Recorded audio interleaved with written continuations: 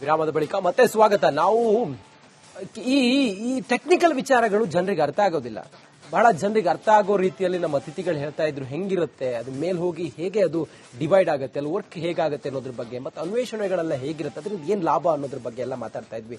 ಸಮಯಾವಕಾಶ ಕಮ್ಮಿ ಇದೆ ಗಿರೀಶ್ ಲಿಂಗಣ್ಣ ಸರ್ಗೆ. ಸರ್, ತಾವು ಈ ಒಂದು ಆಪರೇಷನ್ ಅನ್ನ ಹೇಗೆ ನೋಡ್ತೀರಿ? ಇದು ಮುಂದೆ ಭಾರತಕ್ಕಾಗ್ಬಹುದು ಅಥವಾ ವಿಶ್ವಕ್ಕಾಗ್ಬಹುದು, ಇದರಿಂದ ಆಗುವಂತ ಲಾಭ ಏನು? ಫೈನಲಿ ಇದೊಂದು ಸಕ್ಸಸ್ಫುಲ್ ಆಗೇ ಆಗುತ್ತೆ. ಇದನ್ನ ತಾವು ಹೇಗೆ ನೋಡ್ತೀರಿ? ಕೊನೆಯದಾಗಿ ಸರ್, ಒಂದು ಚಿಕ್ಕದೊಂದು ಆಡ್ ಮಾಡ್ತೀನಿ. ಇದು ಮಧುಮೇಹಿಗಳಿಗೆ ಅಲ್ಲಿ ಆಪ್ಷನ್ಸ್ ಇಲ್ಲ ಅಂತ ಹೇಳ್ತಾ ಇದ್ರು. ನೆಕ್ಸ್ಟ್ ಅದ್ರ ಬಗ್ಗೆ ಅಧ್ಯಯನ ಮಾಡಿ ಕರ್ಕೊಂಡು ಹೋಗ್ತಾರೆ ಅಂತ. ನೋಡಿ, ಈಗ ಮಧುಮೇಹದ ಬಗ್ಗೆ ಹೇಳ್ತೀನಿ. ಫಸ್ಟ್ ನೀವೇನಾಗುತ್ತೆ ಅಂದ್ರೆ, ಈ ಸ್ಪೇಸ್ಗೆ ಹೋದಾಗ ನಾವು ಎಕ್ಸರ್ಸೈಸ್ ಅಂದ್ರೆ ಅಗೇನ್ಸ್ಟ್ ಗ್ರಾವಿಟಿ ಓಡಾಡೋದು ಕಮ್ಮಿ ಇರುತ್ತೆ. ಅಫ್ಕೋರ್ಸ್ ಅಲ್ಲಿ ಗ್ರಾವಿಟಿ ಇರುತ್ತೆ, ಗ್ರಾವಿಟಿ ಇರಲ್ಲ ಅಂತಲ್ಲ, ಬಟ್ ಆ ಸ್ಪೀಡ್ ಅಲ್ಲಿ ಸುತ್ತುತ್ತಾ ಇರೋದ್ರಿಂದ ಒಂದು ವೆಯ್ಟ್ಲೆಸ್ನೆಸ್ ತರ ಇರುತ್ತೆ. ಸೊ ನಾವೇನಂತೀವಿ, ಮೈಕ್ರೋ ಗ್ರಾವಿಟಿ ಅವ್ರ ನೋ ಗ್ರಾವಿಟಿ ಅಂತ ಹೇಳ್ಬಿಡ್ತೀವಿ. ಬಟ್ ನಿಜವಾಗ್ಲೂ ಹೇಳಿದ್ರೆ ಅಲ್ಲಿ 90% ಇರುತ್ತೆ. ಇಲ್ಲಿ 100 kg ಇಲ್ಲದ್ರೆ ಅಲ್ಲಿ 90 kg ವೇ ಮಾಡ್ತಾನೆ. ಬಟ್ ಆ ಸ್ಪೀಡ್ 28,000 ಅಲ್ಲಿ ಏನ್ ಚಲನೆ ಮಾಡ್ತಾ ಇರುತ್ತೋ ಆ ಬೀಳೋದನ್ನ ತಡೆಯುತ್ತೆ. ಅವಾಗ ಏನಾಗುತ್ತೆ, ಆ ಫ್ಲೋಟಿಂಗ್ ಸೆನ್ಸೇಷನ್ ಅವ್ರ ಹತ್ರ ಇರುತ್ತೆ. ಆ ಫ್ಲೋಟಿಂಗ್ ಸೆನ್ಸೇಷನ್ ಇದ್ದಾಗ ಅವ್ರಿಗೆ ನಡೆಯೋ ಒಂದು ಪ್ರಮೇಯನೇ ಬರಲ್ಲ. ಯಾವಾಗ ನೀವು ನಡೆಯಲ್ಲ ಅಗೇನ್ಸ್ಟ್ ದ ಗ್ರಾವಿಟಿ, ಈವನ್ ನೀವು ಮನೇಲೇ ಮಲಗಿದ್ರೆ ಒಂದ್ ಕೈ ಕಾಲು ಬಿದ್ದೋಗಿರೋ ಪೇಷಂಟ್ಗೆ ಎಕ್ಸರ್ಸೈಸ್ ಇಲ್ಲದೆ ಅವ್ನ ಕಾಲೆಲ್ಲ ಸಣ್ಣಗಾಗುತ್ತೆ. ಅದೇ ತರ ಯಾವಾಗ ಎಕ್ಸರ್ಸೈಸ್ ಇರಲ್ವೋ, ಅಫ್ಕೋರ್ಸ್ ಎಕ್ಸರ್ಸೈಸ್ ಮಾಡ್ತಾರೆ 2 hours, ಅವಾಗ ಏನಾಗುತ್ತೆ, ಮಸಲ್ಸ್ ತಿನ್ ಆಗ್ತಾ ಹೋಗುತ್ತೆ. ಆ ಮಸಲ್ಸ್ ತಿನ್ ಆಗ್ತಾ ಇದ್ರೆ ಆ ಮಸಲ್ಸೇ ಜಾಸ್ತಿ ನಿಮ್ ಶುಗರ್ ನ ಹೀರ್ಕೊಳ್ಳೋದು. ಯಾವಾಗ ಮಸಲ್ ತಿನ್ನಾಗುತ್ತೆ, ಶುಗರ್ ಬ್ಲಡ್ ಅಲ್ಲೇ ಜಾಸ್ತಿ ಉಳ್ಕೊಳಕ್ ಶುರು ಮಾಡುತ್ತೆ. ಅವಾಗ ಆಮೇಲೆ ಫ್ಯಾಟ್ ಅಕ್ಯುಮುಲೇಷನ್ ಏನಾಗುತ್ತೆ, ಈ ಸ್ಟಮಕ್ ಹತ್ರ ಜಾಸ್ತಿ ಬರುತ್ತೆ, ಅಬ್ಡಾಮಿನಲ್ ಫ್ಯಾಟ್ ಅಕ್ಯುಮುಲೇಷನ್. ಆ ಎರಡು ಇದರಿಂದ ಏನಾಗುತ್ತೆ, ಇನ್ಸುಲಿನ್ ರೆಸಿಸ್ಟೆಂಟ್ ಆಗುತ್ತೆ ಬಾಡಿ, ಶುಗರ್ ಡೆವಲಪ್ ಮಾಡ್ಕೋತಾರಲ್ಲಿ, ಪ್ರೀ ಡಯಾಬಿಟಿಕ್ ಆಗ್ತಾರೆ ಅವರು. ಸೊ ಬಟ್ ಕೆಳಗಡೆ ಬಂದಾಗ ದೇ ಕಮ್ ಟು ನಾರ್ಮಲ್ಸಿ, ಅದು ಬೇರೆ ವಿಷಯ. ಬಟ್ ಅಲ್ಲಿದ್ದಾಗ they become pre diabetic. So ಈ ಜೊತೆಲಿ ಈಗ ನೀವು ಮಧುಮೇಹ ಅವ್ರನ್ನ ಕಳ್ಸಿದ್ರೆ ಇನ್ನೂ ಜಾಸ್ತಿ ಆಗ್ಬಿಡುತ್ತೆ. So they want to see how the insulin ಹೆಂಗ್ ವರ್ಕ್ ಆಗುತ್ತೆ. ಆ ಇನ್ಸುಲಿನ್ ವರ್ಕ್ ಆಗೋದು ಏನಾದ್ರು ಸಕ್ಸಸ್ ಆದ್ರೆ ಡಯಾಬಿಟಿಕ್ ಪೇಷಂಟ್ ಕಳಿಸಬಹುದು ಇಲ್ಲಿಂದ. ಇಷ್ಟ ದಿವಸ ಡಯಾಬಿಟಿಸ್ ಇರೋರನ್ನ ಕಳಿಸಬಾರದು ಅಂತ ಇತ್ತು ಒಂದು. ನೆಕ್ಸ್ಟ್ ಆಕ್ಸಿಯಂ 3 ಅಲ್ಲಿ I think so physically challenge person ಕಳಿಸಿದ್ರು ಅವರು. Physically challenge person NASA finally approved and they sent that person there in the Axiom 3 mission ಅಲ್ಲಿ. 3 ಅಲ್ಲೋ 2 ಅಲ್ಲೋ ಒಂದರಲ್ಲಿ ಮಾಡಿದಾರೆ sir, physically challenge. So next diabetic persons ಕಳ್ಸಕ್ try ಮಾಡ್ತಾರೆ. ಆಮೇಲೆ ಅಲ್ಲಿ ನಡೆಯುವಂತ ಎಕ್ಸರ್ಸೈಸ್ ನೀವು ಕೇಳೋದ್ರಲ್ಲ, ಅಲ್ಲಿ ಹೋಗೋದ್ರಿಂದ ಏನು ಅನುಕೂಲ ಏನಿದು ಅಂದ್ರೆ, ಈ ಅಲ್ಲಿ ಹೋಗೋದ್ರಿಂದ ಮೇನ್ ಅನುಕೂಲ ಮಾಡ್ಕೊಳ್ಳೋದು ಹ್ಯುಮ್ಯಾನಿಟಿಗೆ ಯಾವ ಅನುಕೂಲ ಅಂದ್ರೆ, ಒಂದು ಎಕ್ಸಾಂಪಲ್, ಅಲ್ಲಿ ಆಗೋ ಕೆಮಿಕಲ್ ರಿಯಾಕ್ಷನ್ ಒಂದು ಮೆಡಿಸನ್ API ತಯಾರು ಮಾಡಬೇಕಾದ್ರೆ ವಿತೌಟ್ ಗ್ರಾವಿಟಿ ಅಲ್ಲಿ ಕ್ರಿಸ್ಟಲ್ ಫಾರ್ಮೇಶನ್ ಏನಾಗುತ್ತೆ, ಅದೊಂದು ಯೂನಿಫಾರ್ಮಿಟಿ ಇರುತ್ತೆ. ಇಲ್ಲಿ ಗ್ರೌಂಡ್ ಅಲ್ಲಿ ಆ ಯೂನಿಫಾರ್ಮಿಟಿ ಇರಲ್ಲ, ಕ್ರಿಸ್ಟಲ್ ಫಾರ್ಮೇಶನ್. ಒಂದು ಪ್ರೋಟೀನ್ ಕ್ರಿಸ್ಟಲ್ ಅಂತ ಒಂದು ಫಾರ್ಮೇಶನ್ ಇನಿಷಿಯಲಿ ಮಾಡ್ತಾರೆ. ಆ protein crystal it is used for many areas of the today for the medicines, because protein is a very important material to build your muscles, to build your immune system ಎಲ್ಲ.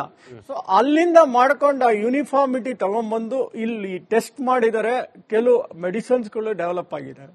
Of course ಅಲ್ಲಿ ಹೇಗೆ ವಾಟರ್ನ filter ಮಾಡ್ತಾರೆ, ಈ urine ನ water ಆಗಿ ಹೇಗೆ convert ಮಾಡ್ತಾರೆ, ಆಮೇಲೆ ಆ ಹ್ಯುಮಿಡಿಫೈಯರ್ ಆಗಲಿ, ಆಮೇಲೆ ಆ ಏರಿಯಾನ ಕ್ಲೆನ್ಲಿನೆಸ್, ಬಿಕಾಸ್ ಎಲ್ಲರೂ ಬ್ರೀತ್ ಮಾಡ್ತಾ ಇರ್ತಾರೆ, ಇದು ಅದನ್ನೆಲ್ಲ ಆ ಇನ್ಸ್ಟ್ರೂಮೆಂಟ್ಸ್ ಗಳೆಲ್ಲ ಏನೇನು ಯೂಸ್ ಮಾಡಿದ್ವೋ ಅದನ್ನೆಲ್ಲ ಇವತ್ತು ಇದ್ರಲ್ಲಿ ಭೂಮಿಲಿ ಅಳವಡಿಸ್ಕೊಂಡಿದೀವಿ. ಆ ಟೆಕ್ನಾಲಜಿನ ಅಲ್ಲಿ ಮಾಡಿದಂತ ಟೆಕ್ನಾಲಜಿ ಇಲ್ಲಿ ಅಳವಡಿಸ್ಕೊಂಡಿದೀವಿ.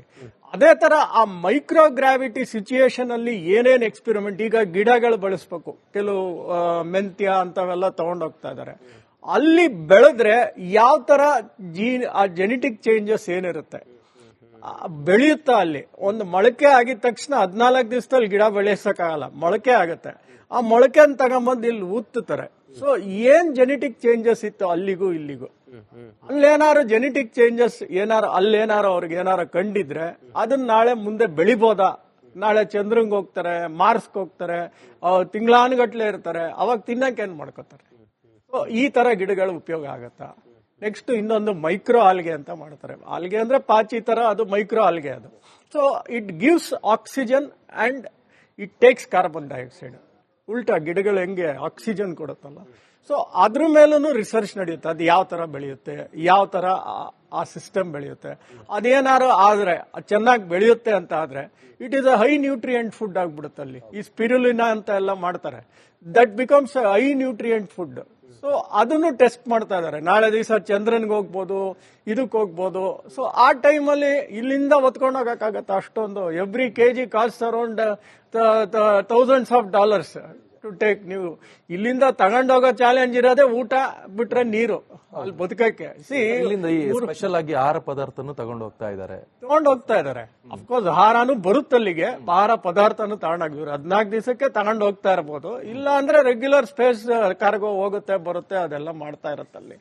But every KG matters for taking. So ಅದಕ್ಕೆ ಏನ್ ಮಾಡ್ತಾರೆ, ಅಲ್ಲೇ ಸೆಲ್ಫ್ ಡೆವಲಪ್ ಮಾಡ್ಕೋಬಹುದಾ, ಅಲ್ಲೇ ಗಿಡಕ್ಕೆ ಹೆಂಗಿದ್ರು ನೀರು ಉತ್ಪಾದನೆ ಆಲ್ಮೋಸ್ಟ್ 98%. ಆಕ್ಸಿಜನ್ ಮೇಲೂ ನಾವು ಅವಲಂಬಿತವಾಗಿಲ್ಲ, ಅವರೇ ಜನರೇಟ್ ಮಾಡ್ಕೋತಾ ಇದಾರೆ. ಈಗ ಊಟನೂ ಏನಾರ ಜನರೇಟ್ ಮಾಡ್ಕೋಬಹುದಾ, ಇಲ್ಲಿಂದ ತಗೊಂಡೋಗೋದನ್ನ ಕಮ್ಮಿ ಮಾಡ್ಕೋಬಹುದಾ. ಸೊ ಅದ್ರ ಮೇಲೆ ಜಾಸ್ತಿ ರಿಸರ್ಚ್ ನಡೀತಾ ಇದೆ. ಸೊ ಇದು ಒಂದು ಬೇಸಿಕ್ ಆಗಿ ಯಾಕೆ ಅಲ್ಲಿ ಹೋಗ್ತಾ ಇದಾರೆ ಅಂತ ಜಸ್ಟ್ ಒಂದು ಇದಾಗಿ. Thank you so much sir. ಬಹಳ ಸವಿಸ್ತಾರವಾಗಿ ಅರ್ಥ ಆಗೋ ರೀತಿಯಲ್ಲಿ ಎಲ್ರಿಗೂ ಬಹಳ ವಿಚಾರಗಳನ್ನು ತಿಳಿಸ್ಕೊಟ್ರೆ. Thank you so much. ಸಮಯಾವಕಾಶ ಕಮ್ಮಿ ಇರೋದ್ರಿಂದಾಗಿ ಥ್ಯಾಂಕ್ ಯು ಸೋ ಮಚ್. ನೋಡಿ, ಈ ವಿಚಾರದ ಬಗ್ಗೆ ನಾವು ಇನ್ ಡೆಪ್ತ್ ಆಗಿ ಹೋದಂಗೆ ಎಲ್ಲರಿಗೂ ಕೂಡ ಒಂದು ಕೌತುಕ, ಇದು ಮುಂದೆ ಹೇಗೆ ಏನು ಎತ್ತ ಅನ್ನೋದ್ರ ಬಗ್ಗೆ. ಹಿರಿಯರಿದ್ದಾರೆ, ವಿಜ್ಞಾನಿಗಳಿದ್ದಾರೆ, ಇದರಲ್ಲಿ ಕೆಲಸ ಮಾಡಿದಂತಹ ನಿವೃತ್ತ ವಿಜ್ಞಾನಿಗಳು ಕೂಡ ಇದ್ದಾರೆ, ಇದರಲ್ಲಿ ಅನ್ವೇಷಣೆ ಮಾಡಿದಂಥವ್ರು ಇದ್ದಾರೆ. ಮುಂದೆ ಹೇಗೆ ಏನು ಎತ್ತ ಎಲ್ಲವನ್ನು ಕೂಡ ಇನ್ನಷ್ಟು ಚರ್ಚೆ ಮಾಡೋಣ, ಇನ್ನಷ್ಟು ನಿಮ್ಮ ಮುಂದೆ ನಾವು ಮಾಹಿತಿಯನ್ನ ತಿಳಿಸ್ತೀವಿ. ಅದಕ್ಕಿಂತ ಮುಂಚೆ ಚಿಕ್ಕದೊಂದು ಬ್ರೇಕ್. ವಿರಾಮದ ಬಳಿಕ ಮತ್ತೆ ಸ್ವಾಗತ. ನಾವು ಈ ಟೆಕ್ನಿಕಲ್ ವಿಚಾರಗಳು ಜನರಿಗೆ ಅರ್ಥ ಆಗೋದಿಲ್ಲ. ಬಹಳ ಜನರಿಗೆ ಅರ್ಥ ಆಗೋ ರೀತಿಯಲ್ಲಿ ನಮ್ಮ ಅತಿಥಿಗಳು ಹೇಳ್ತಾ ಇದ್ರು ಹೆಂಗಿರುತ್ತೆ, ಅದು ಮೇಲ್ ಹೋಗಿ ಹೇಗೆ ಅದು ಡಿವೈಡ್ ಆಗುತ್ತೆ, ಅಲ್ಲಿ ವರ್ಕ್ ಹೇಗಾಗುತ್ತೆ ಅನ್ನೋದ್ರ ಬಗ್ಗೆ, ಮತ್ತೆ ಅನ್ವೇಷಣೆಗಳೆಲ್ಲ ಹೇಗಿರುತ್ತೆ, ಅದ್ರಿಂದ ಏನ್ ಲಾಭ ಅನ್ನೋದ್ರ ಬಗ್ಗೆ ಎಲ್ಲ ಮಾತಾಡ್ತಾ ಇದ್ವಿ. ಸಮಯಾವಕಾಶ ಕಮ್ಮಿ ಇದೆ ಗಿರೀಶ್ ಲಿಂಗಣ್ಣ ಸರ್ಗೆ. ಸರ್, ತಾವು ಈ ಒಂದು ಆಪರೇಷನ್ ಅನ್ನ ಹೇಗೆ ನೋಡ್ತೀರಿ? ಇದು ಮುಂದೆ ಭಾರತಕ್ಕಾಗ್ಬಹುದು ಅಥವಾ ವಿಶ್ವಕ್ಕಾಗ್ಬಹುದು, ಇದರಿಂದ ಆಗುವಂತ ಲಾಭ ಏನು? ಫೈನಲಿ ಇದೊಂದು ಸಕ್ಸಸ್ಫುಲ್ ಆಗೇ ಆಗುತ್ತೆ. ಇದನ್ನ ತಾವು ಹೇಗೆ ನೋಡ್ತೀರಿ? ಕೊನೆಯದಾಗಿ ಸರ್ ಒಂದು ಚಿಕ್ಕದೊಂದು ಆಡ್ ಮಾಡ್ತೀನಿ. ಇದು ಮಧುಮೇಹಗಳಿಗೆ ಅಲ್ಲಿ ಆಪ್ಷನ್ಸ್ ಇಲ್ಲ ಅಂತ ಹೇಳ್ತಾ ಇದ್ರು. ನೆಕ್ಸ್ಟ್ ಅದ್ರ ಬಗ್ಗೆ ಅಧ್ಯಯನ ಮಾಡಿ ಕರ್ಕೊಂಡು ಹೋಗ್ತಾರೆ ಅಂತ. ನೋಡಿ, ಈಗ ಮಧುಮೇಹದ ಬಗ್ಗೆ ಹೇಳ್ತೀನಿ ಫಸ್ಟ್. ನೀವೇನಾಗುತ್ತೆ ಅಂದ್ರೆ ಈ ಸ್ಪೇಸ್ಗೆ ಹೋದಾಗ ನಾವು ಎಕ್ಸರ್ಸೈಸ್ ಅಂದ್ರೆ ಅಗೇನ್ಸ್ಟ್ ಗ್ರಾವಿಟಿ ಓಡಾಡೋದು ಕಮ್ಮಿ ಇರುತ್ತೆ. ಅಫ್ಕೋರ್ಸ್ ಅಲ್ಲಿ ಗ್ರಾವಿಟಿ ಇರುತ್ತೆ, ಗ್ರಾವಿಟಿ ಇರಲ್ಲ ಅಂತಲ್ಲ, ಬಟ್ ಆ ಸ್ಪೀಡ್ ಅಲ್ಲಿ ಸುತ್ತುತ್ತಾ ಇರೋದ್ರಿಂದ ಒಂದು ವೆಯ್ಟ್ಲೆಸ್ನೆಸ್ ತರ ಇರುತ್ತೆ. ಸೊ ನಾವೇನಂತೀವಿ, ಮೈಕ್ರೋ ಗ್ರಾವಿಟಿ ಅವ್ರ ನೋ ಗ್ರಾವಿಟಿ ಅಂತ ಹೇಳ್ಬಿಡ್ತೀವಿ. ಬಟ್ ನಿಜವಾಗ್ಲೂ ಹೇಳಿದ್ರೆ ಅಲ್ಲಿ 90% ಇರುತ್ತೆ. ಇಲ್ಲಿ 100 kg ಇಲ್ದ್ರೆ ಅಲ್ಲಿ 90 kg ವೇ ಮಾಡ್ತಾನೆ. ಬಟ್ ಆ ಸ್ಪೀಡ್ 28,000 ಅಲ್ಲಿ ಏನ್ ಚಲನೆ ಮಾಡ್ತಾ ಇರುತ್ತೋ ಆ ಬೀಳೋದನ್ನ ತಡೆಯುತ್ತೆ. ಅವಾಗ ಏನಾಗುತ್ತೆ, ಆ ಫ್ಲೋಟಿಂಗ್ ಸೆನ್ಸೇಷನ್ ಅವ್ರ ಹತ್ರ ಇರುತ್ತೆ. ಆ ಫ್ಲೋಟಿಂಗ್ ಸೆನ್ಸೇಷನ್ ಇದ್ದಾಗ ಅವ್ರಿಗೆ ನಡೆಯೋ ಒಂದು ಪ್ರಮೇಯನೇ ಬರಲ್ಲ. ಯಾವಾಗ ನೀವು ನಡೆಯಲ್ಲ ಅಗೇನ್ಸ್ಟ್ ದ ಗ್ರಾವಿಟಿ, ಈವನ್ ನೀವು ಮನೇಲೇ ಮಲಗಿದ್ರೆ ಒಂದ್ ಕೈ ಕಾಲು ಬಿದ್ದೋಗಿರೋ ಪೇಷಂಟ್ಗೆ ಎಕ್ಸರ್ಸೈಸ್ ಇಲ್ಲದೆ ಅವ್ನ ಕಾಲೆಲ್ಲ ಸಣ್ಣಗಾಗುತ್ತೆ. ಅದೇ ತರ ಯಾವಾಗ ಎಕ್ಸರ್ಸೈಸ್ ಇರಲ್ವೋ, ಅಫ್ಕೋರ್ಸ್ ಎಕ್ಸರ್ಸೈಸ್ ಮಾಡ್ತಾರೆ 2 hours, ಅವಾಗ ಏನಾಗುತ್ತೆ, ಮಸಲ್ಸ್ ತಿನ್ ಆಗ್ತಾ ಹೋಗುತ್ತೆ. ಆ ಮಸಲ್ಸ್ ತಿನ್ ಆಗ್ತಾ ಇದ್ರೆ ಆ ಮಸಲ್ಸೇ ಜಾಸ್ತಿ ನಿಮ್ ಶುಗರ್ನ ಹೀರ್ಕೊಳ್ಳೋದು. ಯಾವಾಗ ಮಸಲ್ ತಿನ್ನಾಗುತ್ತೆ, ಶುಗರ್ ಬ್ಲಡ್ ಅಲ್ಲೇ ಜಾಸ್ತಿ ಉಳ್ಕೊಳಕ್ ಶುರು ಮಾಡುತ್ತೆ. ಅವಾಗ ಆಮೇಲೆ ಫ್ಯಾಟ್ ಅಕ್ಯುಮುಲೇಷನ್ ಏನಾಗುತ್ತೆ, ಈ ಸ್ಟಮಕ್ ಹತ್ರ ಜಾಸ್ತಿ ಬರುತ್ತೆ, ಅಬ್ಡಾಮಿನಲ್ ಫ್ಯಾಟ್ ಅಕ್ಯುಮುಲೇಷನ್. ಆ ಎರಡು ಇದರಿಂದ ಏನಾಗುತ್ತೆ, ಇನ್ಸುಲಿನ್ ರೆಸಿಸ್ಟೆಂಟ್ ಆಗುತ್ತೆ ಬಾಡಿ, ಶುಗರ್ ಡೆವಲಪ್ ಮಾಡ್ಕೋತಾರಲ್ಲಿ, ಪ್ರೀ ಡಯಾಬಿಟಿಕ್ ಆಗ್ತಾರೆ ಅವರು. ಸೊ ಬಟ್ ಕೆಳಗಡೆ ಬಂದಾಗ ದೇ ಕಮ್ ಟು ನಾರ್ಮಲ್ಸಿ, ಅದು ಬೇರೆ ವಿಷಯ. ಬಟ್ ಅಲ್ಲಿದ್ದಾಗ they become pre diabetic. So ಈ ಜೊತೆಲಿ ಈಗ ನೀವು ಮಧುಮೇಹ ಅವ್ರನ್ನ ಕಳ್ಸಿದ್ರೆ ಇನ್ನೂ ಜಾಸ್ತಿ ಆಗ್ಬಿಡುತ್ತೆ. So they want to see how the insulin ಹೆಂಗ್ ವರ್ಕ್ ಆಗುತ್ತೆ. ಆ ಇನ್ಸುಲಿನ್ ವರ್ಕ್ ಆಗೋದು ಏನಾದ್ರು ಸಕ್ಸಸ್ ಆದ್ರೆ ಡಯಾಬಿಟಿಕ್ ಪೇಷಂಟ್ ಕಳಿಸಬಹುದು ಇಲ್ಲಿಂದ. ಇಷ್ಟ ದಿವಸ ಡಯಾಬಿಟಿಸ್ ಇರೋರನ್ನ ಕಳಿಸಬಾರದು ಅಂತ ಇತ್ತು ಒಂದು. ನೆಕ್ಸ್ಟ್ ಆಕ್ಸಿಯಂ 3 ಅಲ್ಲಿ I think so physically challenge person ಕಳಿಸಿದ್ರು ಅವರು. Physically challenge person NASA finally approved and they sent that person there in the Axiom 3 mission ಅಲ್ಲಿ. 3 ಅಲ್ಲೋ 2 ಅಲ್ಲೋ ಒಂದರಲ್ಲಿ ಮಾಡಿದ್ದಾರೆ sir physically challenge. So next diabetic persons ಕಳ್ಸಕ್ try ಮಾಡ್ತಾರೆ. ಆಮೇಲೆ ಅಲ್ಲಿ ನಡೆಯುವಂತ ಎಕ್ಸರ್ಸೈಸ್ ನೀವು ಕೇಳೋದ್ರಲ್ಲ, ಅಲ್ಲಿ ಹೋಗೋದ್ರಿಂದ ಏನು ಅನುಕೂಲ ಏನಿದು ಅಂದ್ರೆ, ಈ ಅಲ್ಲಿ ಹೋಗೋದ್ರಿಂದ ಮೇನ್ ಅನುಕೂಲ ಮಾಡ್ಕೊಳ್ಳೋದು ಹ್ಯುಮ್ಯಾನಿಟಿಗೆ ಯಾವ ಅನುಕೂಲ ಅಂದ್ರೆ ಒಂದು ಎಕ್ಸಾಂಪಲ್, ಅಲ್ಲಿ ಆಗೋ ಕೆಮಿಕಲ್ ರಿಯಾಕ್ಷನ್ ಒಂದು ಮೆಡಿಸನ್ API ತಯಾರು ಮಾಡಬೇಕಾದ್ರೆ ವಿತೌಟ್ ಗ್ರಾವಿಟಿ ಅಲ್ಲಿ ಕ್ರಿಸ್ಟಲ್ ಫಾರ್ಮೇಶನ್ ಏನಾಗುತ್ತೆ, ಅದೊಂದು ಯೂನಿಫಾರ್ಮಿಟಿ ಇರುತ್ತೆ. ಇಲ್ಲಿ ಗ್ರೌಂಡ್ ಅಲ್ಲಿ ಆ ಯೂನಿಫಾರ್ಮಿಟಿ ಇರಲ್ಲ. ಕ್ರಿಸ್ಟಲ್ ಫಾರ್ಮೇಶನ್ ಒಂದು ಪ್ರೋಟೀನ್ ಕ್ರಿಸ್ಟಲ್ ಅಂತ ಒಂದು ಫಾರ್ಮೇಶನ್ ಇನಿಷಿಯಲಿ ಮಾಡ್ತಾರೆ. ಆ protein crystal it is used for many areas of the today for the medicines, because protein is a very important material to build your muscles, to build your human immune system ಎಲ್ಲ. So ಅಲ್ಲಿಂದ ಮಾಡ್ಕೊಂಡು ಆ uniformity ತಗೊಂಡ್ಬಂದು ಇಲ್ಲಿ test ಮಾಡಿದರೆ ಕೆಲವು medicines ಗಳು develop ಆಗಿದ್ದಾರೆ.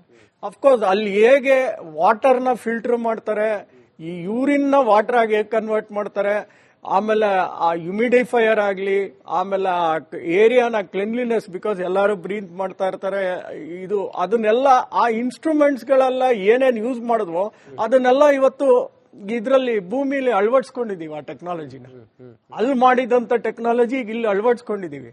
ಅದೇ ತರ ಆ ಮೈಕ್ರೋ ಗ್ರಾವಿಟಿ ಸಿಚುಯೇಷನ್ ಅಲ್ಲಿ ಏನೇನು ಎಕ್ಸ್ಪೆರಿಮೆಂಟ್, ಈಗ ಗಿಡಗಳು ಬೆಳೆಸ್ಬೇಕು, ಕೆಲವು ಮೆಂತ್ಯ ಅಂತವೆಲ್ಲ ತಗೊಂಡೋಗ್ತಾ ಇದಾರೆ. ಅಲ್ಲಿ ಬೆಳೆದ್ರೆ ಯಾವ ತರ ಆ ಜೆನೆಟಿಕ್ ಚೇಂಜಸ್ ಏನಿರುತ್ತೆ ಬೆಳೆಯುತ್ತಾ, ಅಲ್ಲಿ ಒಂದು ಮೊಳಕೆ ಆಗಿದ ತಕ್ಷಣ 14 ದಿವಸದಲ್ಲಿ ಗಿಡ ಬೆಳೆಸಕ್ಕಾಗಲ್ಲ, ಮೊಳಕೆ ಆಗತ್ತೆ. ಆ ಮೊಳಕೆನ ತಗೊಂಬಂದು ಇಲ್ಲಿ ಊದ್ತಾರೆ. ಸೊ ಏನ್ ಜೆನೆಟಿಕ್ ಚೇಂಜಸ್ ಇತ್ತು ಅಲ್ಲಿಗೂ ಇಲ್ಲಿಗೂ, ಅಲ್ಲೇನಾರು ಜೆನೆಟಿಕ್ ಚೇಂಜಸ್ ಅಲ್ಲೇನಾರು ಅವ್ರಿಗೆ ಏನಾರು ಕಂಡಿದ್ರೆ ಅದನ್ನ ನಾಳೆ ಮುಂದೆ ಬೆಳಿಬೋದಾ? ನಾಳೆ ಚಂದ್ರಂಗ್ ಹೋಗ್ತಾರೆ, ಮಾರ್ಸ್ಗೆ ಹೋಗ್ತಾರೆ, ತಿಂಗಳಾನುಗಟ್ಲೆ ಇರ್ತಾರೆ, ಅವಾಗ ತಿನ್ನಕ್ಕೆ ಏನ್ ಮಾಡ್ಕೋತಾರೆ. ಈ ತರ ಗಿಡಗಳು ಉಪಯೋಗ ಆಗತ್ತಾ? ನೆಕ್ಸ್ಟ್ ಇನ್ನೊಂದು ಮೈಕ್ರೋ ಆಲ್ಗೆ ಅಂತ ಮಾಡ್ತಾರೆ. ಆಲ್ಗೆ ಅಂದ್ರೆ ಪಾಚಿ ತರ, ಅದು ಮೈಕ್ರೋ ಆಲ್ಗೆ ಅದು. So it gives oxygen and it takes carbon dioxide. ಉಲ್ಟಾ ಗಿಡಗಳು ಹೆಂಗೆ ಆಕ್ಸಿಜನ್ ಕೊಡುತ್ತಲ್ಲ, ಸೊ ಅದ್ರ ಮೇಲೂ ರಿಸರ್ಚ್ ನಡೆಯುತ್ತೆ. ಅದು ಯಾವ ತರ ಬೆಳೆಯುತ್ತೆ, ಯಾವ ತರ ಆ ಸಿಸ್ಟಮ್ ಬೆಳೆಯುತ್ತೆ.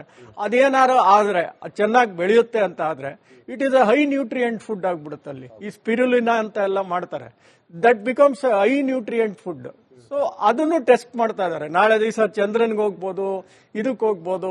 ಸೊ ಆ ಟೈಮಲ್ಲಿ ಇಲ್ಲಿಂದ ಹೊತ್ಕೊಂಡು ಹೋಗಕ್ಕಾಗತ್ತ ಅಷ್ಟೊಂದು? Every kg cost around thousands of dollars to take. ನೀವು ಇಲ್ಲಿಂದ ತಗೊಂಡೋಗೋ ಚಾಲೆಂಜ್ ಇರೋದೇ ಊಟ ಬಿಟ್ರೆ ನೀರು ಅಲ್ಲಿ ಬದುಕಕ್ಕೆ.